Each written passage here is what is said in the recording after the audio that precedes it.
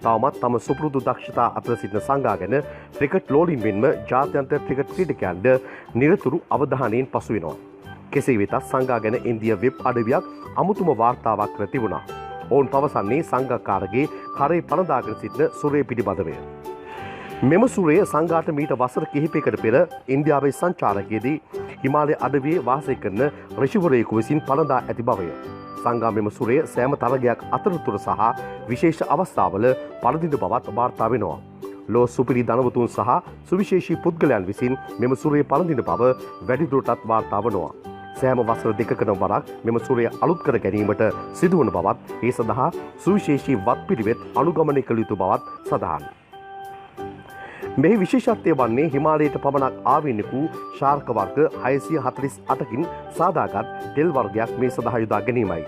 එමෙන්ම රනින් නිමවා ඇති මෙය දින 3ක් පුරා ජප කිරීමෙන් පසු පුර 15ක දිනක අලුයම් කාලයේදී මේ පරදවන්නේ සුවිශේෂී කාර්යයන් සහ වත්පිළිවෙත් රසක් ඉටු කිරීමෙන් පසු බවයි. සංඝාට මෙම කාර්ය සඳහා ඔහුට හිතවත් ඉන්දියානු සුපිරි ක්‍රීඩකයෙකුගේ මඟ පෙන්වීම සිදු වී ඇති බවත් වාර්තා වෙනවා.